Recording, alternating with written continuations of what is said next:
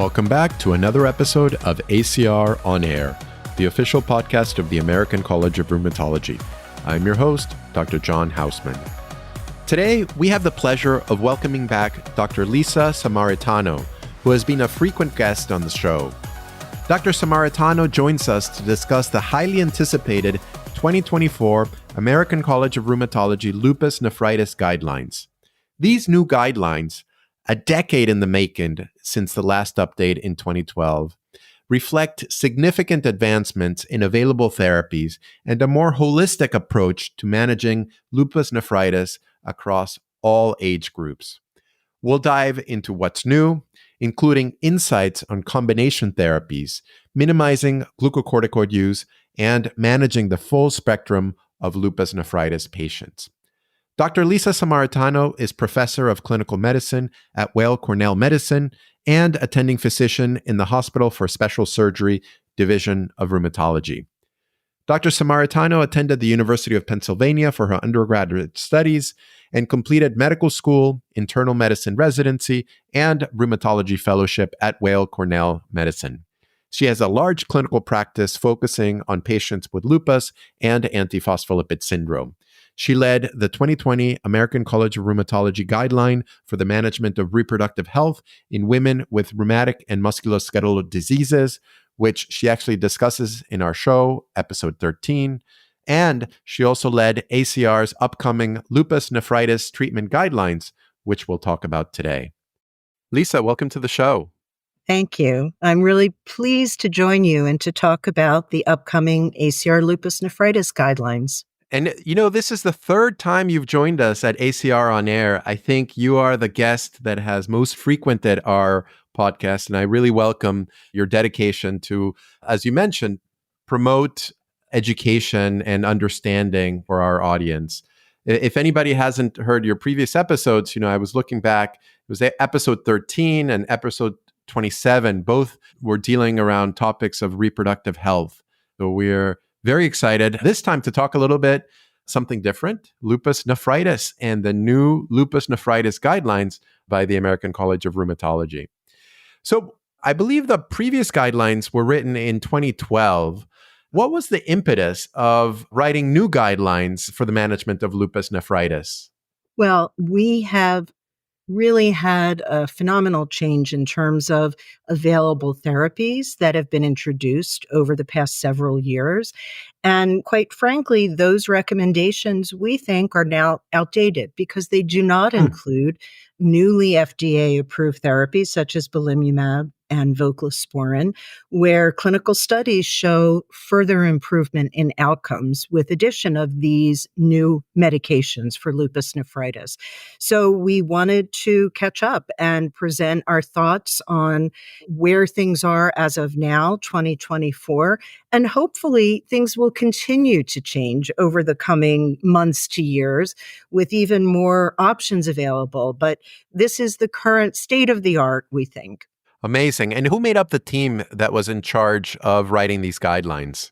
So we actually have a huge guideline team, including almost 70 people. Wow. When I say that, it is broken down into groups. So we have a core team of 9 people, and these include myself as the PI. We have other experts in lupus nephritis. We include 2 pediatric rheumatologists on the core team, and the core team is really responsible for the bulk of the writing, but all of our members are involved in editing and approving the manuscript. We had a voting panel of 20 that included adult and pediatric rheumatologists, a rheumatology PA, and adult and pediatric nephrologists. We had a literature review team of 24. That is a massive job. And they really did an incredible job in reviewing things for us. And we also had a patient panel. 14 people living with lupus nephritis met with our panel moderators for 3 hours and talked about thoughts on what we were suggesting, on the evidence as we presented it to them, and really conveyed their major concerns. And all of that was then relayed back to the voting panel because 2 of those patients were voting panel members, and their responsibility was to give us that perspective. And then finally, of course, ACR representatives, an ACR board liaison, a librarian. So all in all, I think it comes to just about 70 people who have worked very hard on putting this together. That is incredible. And when did you start thinking about these new guidelines? We sort of started working in the spring of 2023. Okay. Putting together the scope and the teams took a little bit of time. Great. So you'll present, some of this work at ACR Convergence 2024. And as we chatted before, you expect this to be published on the ACR website shortly thereafter, and then the full manuscript be available for 2025. For what type of patient are you writing these guidelines? Who is this meant to cover? Well, again, in another departure from the previous ACR lupus nephritis guideline, we really wanted to include all patients with lupus nephritis, whatever their age. So we feel that these recommendations apply to all patients, regardless of age.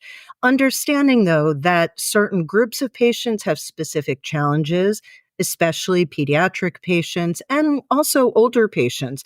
So we do have some specific guidance in the manuscript regarding pediatric patients, especially in terms of, maximal dose of glucocorticoids, monitoring growth and puberty development, trying to optimize transition from pediatrics to adult rheumatology. And we also have a good practice statement, as we call them, regarding taking a special care with older patients who are prone to the risks of polypharmacy and may have decreased GFRs related simply to age. So we really tried to encompass the whole population of lupus nephritis patients. That's amazing. As a med-peds rheumatologist, it makes me very happy to hear that children were also included.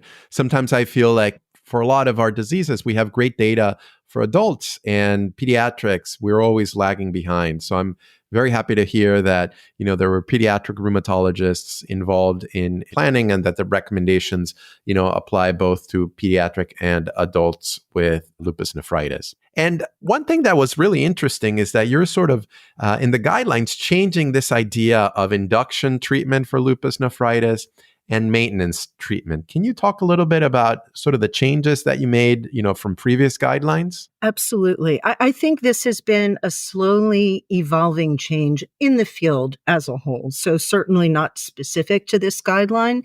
With the publication of the recent BLISS-LN and Aurora trials, those trials, as you know, did not distinguish induction and maintenance therapy. They provided continuous therapy, and they did so with the by targeting multiple pathways, molecular and cellular pathways. And so we feel like that is a good model given their good outcomes. We also know from numerous studies that induction therapy does not necessarily result in immediate response, that maintenance therapy often is more consolidation therapy, and that these things will vary in terms of the class of lupus nephritis and the patients themselves. So our hope is to have people think of this as ongoing combination therapy that one continues for a set period of time, allowing histologic disease activity to come under control, even if clinical manifestations have already responded. Fascinating. And I love the idea of sort of thinking about targeting lupus nephritis from various different mechanisms. And, it's certainly something that we're using now in lupus nephritis, and we're a little shy of doing things like that for like rheumatoid arthritis, right? Where we have, basically methotrexate and maybe one other agent to treat it. So this is great. And probably this is the future, hopefully, of a lot of treatments for our diseases going forward. So let's talk a little bit about the details. So you have a patient with class 3 or class 4 lupus nephritis. I think the recommendations are, to get biopsy on, pretty much all patients with either decreased renal function or significant proteinuria. So once you have the pathologic diagnosis of class 3 or class 4, how should we think about which medications these patients should receive? So we are, using this term that has been around for a while now, triple therapy, to indicate that we recommend preferentially, and these are all conditional recommendations, I should add. So meaning that there is an important role for the clinician to discuss the pros and cons with the patient, because clinical patient details, their values, their preferences, even availability of various therapies will all play a role in making this decision. So we do, though, recommend triple therapy over the previous sort of classic dual therapy of glucocorticoids with either mycophenolate or cyclophosphamide. And as I said, the reason that we do that is that we now have data that suggest that patients who start with triple therapy have better outcomes. Mm. They have better maintenance of their GFR, their proteinuria improves, they have less risk of subsequent lupus nephritis flares. Mm. And so based on the evidence, based on patient preference, and I'll come back to that in a second, and of course on our voting panel's clinical experience, and it's a very experienced group from all over the country, we voted to suggest that triple therapy be the first-line therapy for class 3-4 lupus nephritis, and that consists of glucocorticoids, either mycophenolate or cyclophosphamide, and either belimumab or a calcineurin inhibitor. The glucocorticoid we recommend is actually Pulse with a somewhat lower dose oral taper, with the goal of reaching 5 milligrams or below by 6 months. That's certainly a trend that we're seeing also in other diseases, is how do you minimize the role of glucocorticoids? Because although they may be very good to treat lupus nephritis or ANCA vasculitis, the toxicities can be significant. So the goal here, as you mentioned, is 5 milligrams of prednisone or less by 6 months. Mm-hmm. And so Pulse obviously will vary depending on the patient and the clinician's thinking on that patient, but anywhere from 250 to 1,000 milligrams for 1 to 3 days, followed by 0.5 milligram per kilogram prednisone or equivalent, with a max of 40 milligrams of prednisone, and then that taper over 6 months. And we arrived at that. Again, this is not new. Recent trials and recent guidelines in lupus nephritis have opted to try to minimize glucocorticoid as best they could. And there was a recent systematic literature review and meta-analysis published this year that looked at all of this and sort of came up with a sweet spot, which is what we have decided to use. And that is Pulse steroid, which then the thinking is allows you to start with a lower oral dose and allows you to complete or at least get down to 5 milligrams in a shorter period of time. So that regimen, as per this meta-analysis, sort of maximizes the benefit, but minimizes the toxicity. If you go a lot higher, then the toxicity really starts to rise. So that was an important piece of evidence, along with the fact that our patient panel, they had several comments that they voiced over and over again. And one of them was that we should minimize the glucocorticoid dose. So that played a large role as well. Amazing.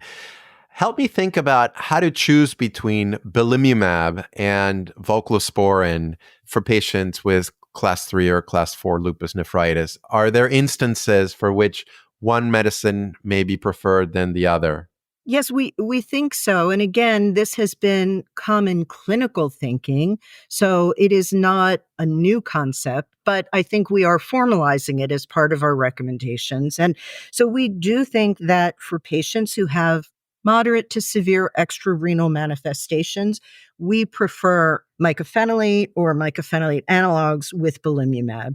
For patients who have greater than or equal to 3 grams per gram of proteinuria, we recommend mycophenolate with a CNI. And those recommendations are based on clinical experience, but on the studies that have looked at these immunosuppressives as, adjunctive therapy. And so we feel that this is, again, a conditional recommendation. It's someplace to start when you are assessing your patient.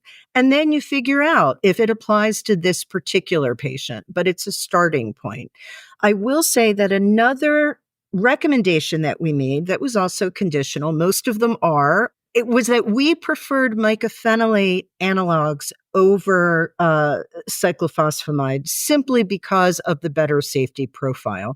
Not that you cannot use, cyclophosphamide. It is effective. And in fact, some patients may prefer it because another big patient concern was pill burden. And so that might play a role in the decision that a patient makes. We do suggest the Lupus Nephritis trial regimen because it is effective and it has less toxicity than IV monthly pulse and certainly than daily oral cyclophosphamide. I should also mention that we did not, as one of our options for triple therapy, include Lupus cyclophosphamide with a CNI. That doesn't mean that that combination is forbidden. It just means that there are no controlled clinical trials that have really adequately assessed it, and we didn't feel comfortable including it for that reason as one of our options. But if someone wishes to take that, if a clinician feels that's the best choice for a given patient, it's a perfectly acceptable choice. Got it. So the recommendations are if you were to use cyclophosphamide, then use it along with belimumab rather right. than voclosporin because of just there's some data available. Yes. And then how do you assess renal response and how do you manage that? So we have come up with some strong recommendations for monitoring our patients. And in the guideline, we have a pretty standard definition for partial and complete renal response that is similar to those in other guidelines and to the clinical trials. I mean, they all vary a little bit, but I would say ours is sort of in the middle. We recommend assessing responses at 6 to 12 months for partial versus complete response. For patients who have a partial response, we do give recommendations for really individualizing therapy. And the reason that we came up with that is that the voting panel really had different participants had very different views on what the appropriate therapy change might be for someone with a partial renal response for class 3-4. Some of our nephrologists reminded us that if the trend, for example, is going in the right direction, it doesn't make sense to switch to another therapy. However, if you see a worsening in GFR or proteinuria, obviously at that time you would switch. And so we recommend checking for someone who has not reached complete response at a minimum every 3 months, but probably it will be more than that, but just as a minimum. And then if someone has reached remission or complete renal response every 3 to 6 months. Fantastic. So what options are available for people that do not seem to respond to this initial treatment? So again, we came up with suggestions that are conditional recommendations that are based on very limited evidence, but based on voter experience. One of the things about writing these guidelines is that we aim to give guidance for the most important or most common clinical questions.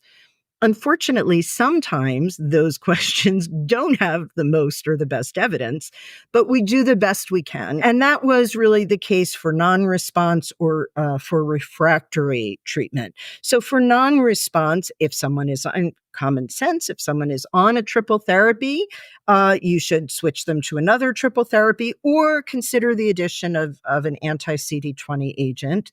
If they made the decision to start on dual therapy, then we recommend that you escalate to triple therapy. And then for refractory patients, which we defined as patients who have failed 2 standard courses. We again make suggestions, including anti-CD20 therapy, considering a quadruple therapy in a sense with belimumab and CNI added to mycophenolate, and importantly, considering a clinical trial, because at that point, the patient may benefit from something new. So that's our way of addressing non-responders and refractory patients. Got it. And for people that respond to this initial triple therapy, how long should you continue it for? So we suggest at least 3 to 5 years. Wow. And that, again, is based on the clinical trials that show that continuing therapy for a longer period of time reduces the risk of lupus nephritis flare.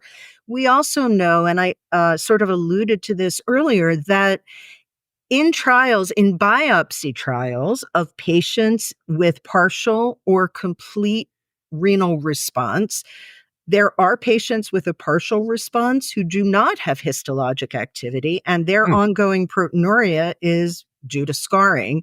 But importantly, there are also patients who appear to have their clinical complete renal response who still have ongoing histologic activity. We are not recommending that clinicians send their patients for biopsy on a routine basis to distinguish this. That is, though, a research question, I think, that will be looked at. It's started to be looked at.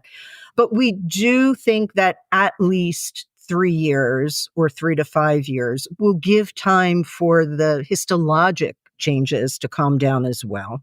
Got it. So when you mentioned, continuing triple therapy for 3 to 5 years, what do you do with the steroids? Are you still encouraged to take them off completely, or are you expected to keep them on triple therapy? Otherwise, they would just be dual therapy. No, when we say that, and I agree, it sounds a little bit confusing. We kept the terminology triple therapy because the corticosteroid recommendation is 5 milligrams or less, so patients may still be on prednisone. Okay. We would prefer that they are not, but we know that sometimes they require it, or even for extrarenal manifestations. And we also do not expect that patients who have a complete response will be on the same dosage of medication for 3 to 5 years. As with other guidelines, as with common clinical practice, we expect that dosages will be reduced gradually after complete renal response is achieved over a period of time. And the rate of tapering those medications and to what level one goes will depend on the individual patient. Wow, you guys have really thought about every option here. It's amazing. Talk a little bit about class 5. How should we think about those patients, either similarly or different than the class 3 and 4 lupus nephritis? Pure class 5 makes up 20% of lupus nephritis. And unfortunately, there really is less information on ideal therapy for class 5. In the most recent studies involving belimumab and voclosporin, pure class 5 was included, but they were mixed with class 3-4, class 3-4 plus 5. And so it is difficult to extricate the data specifically for pure class 5.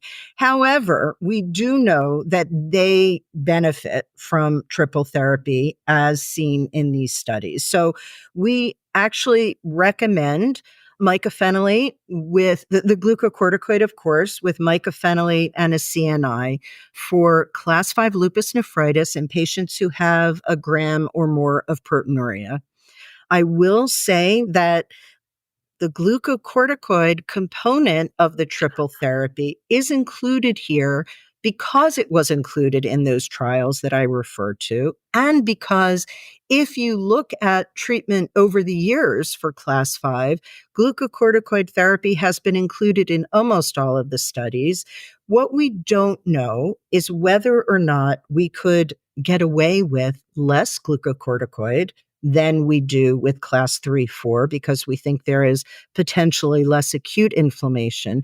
But for the purposes of this guidance, we could only go with what was reported in the literature, and that was this particular kind of pulse and then lower dose oral steroid regimen.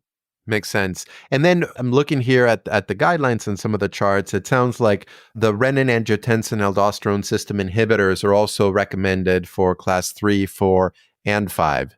That's right. And we made that recommendation to help preserve kidneys, even if the proteinuria is less than 500 milligrams, if it is elevated above the normal in someone with documented lupus nephritis. And of course, hydroxychloroquine is included. It is strongly recommended for all of our patients, primarily for extrarenal manifestations and control of those, but there are some studies that support a benefit for prevention of flare.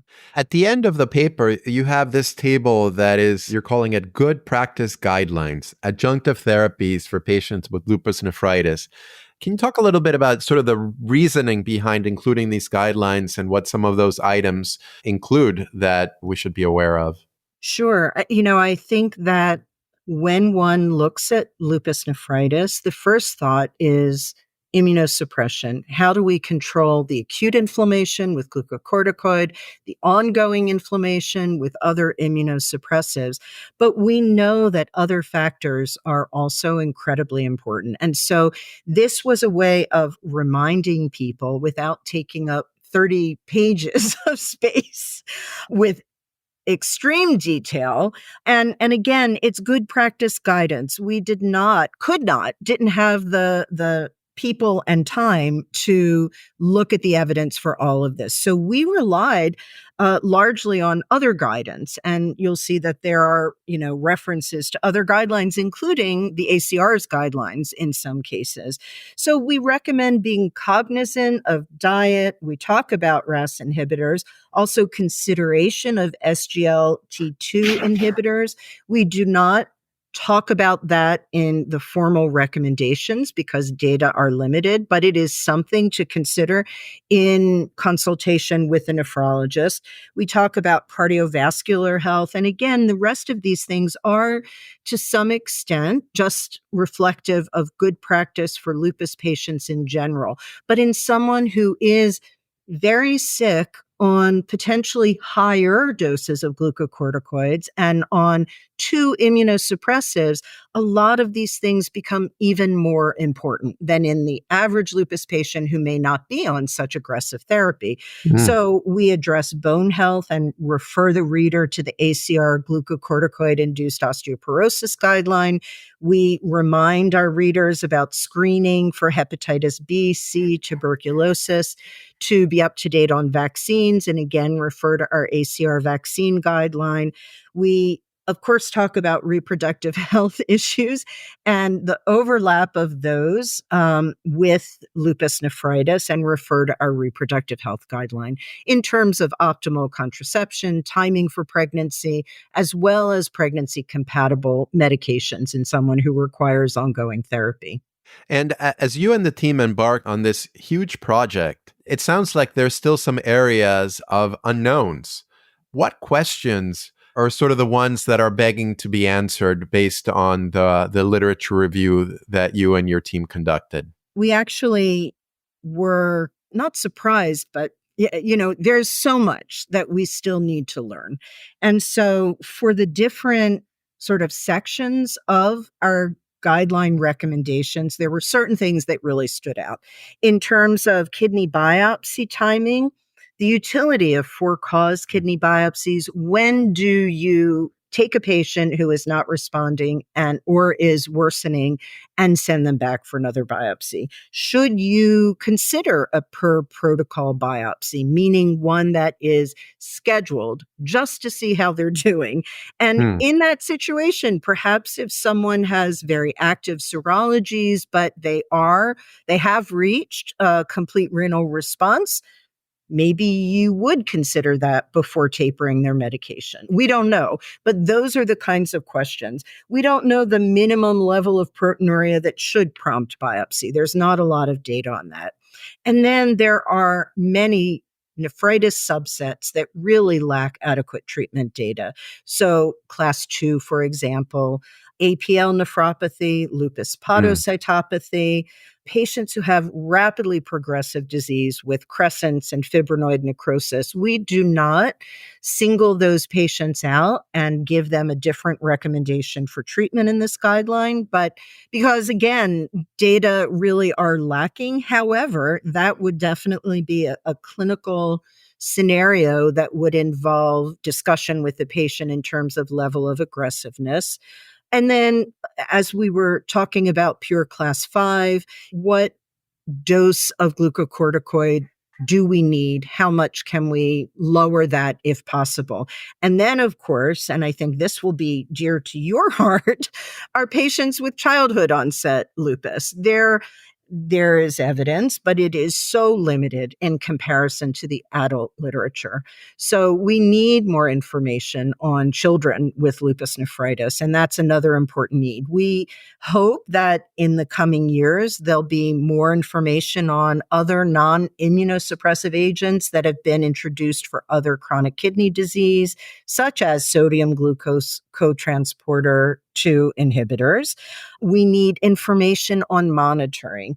So our recommendations for monitoring proteinuria, the discussion was really lengthy, and there is no direct evidence. There's lots of direct evidence that it's important to monitor, but not a lot about how frequently you should monitor. And then, of course, we need more and better information documenting the importance of some of the newer biomarkers, whether serum or urinary biomarkers, that maybe over time will be more useful than looking only at proteinuria.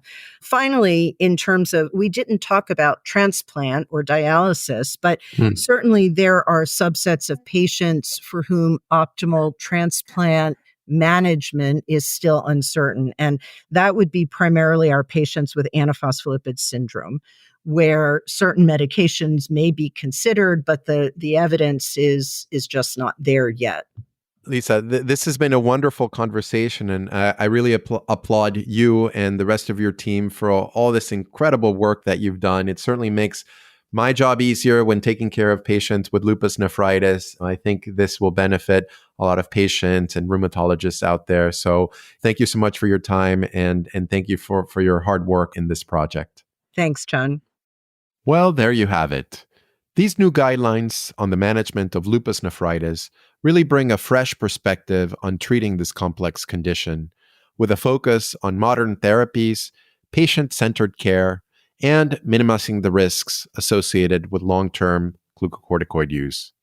As we discussed, these guidelines are poised to significantly impact how we manage patients with lupus nephritis across, the childhood and adult patient population, and they offer new hope for improved outcomes. Thank you all for listening, downloading, subscribing to our show, and for rating us with 5 stars, or however many stars you think we deserve. You can find our show notes for this and all the other episodes at acronair.org, on Apple Podcast, Spotify, and on your favorite podcast app. Until next time, take good care of those kidneys. And of course, stay healthy.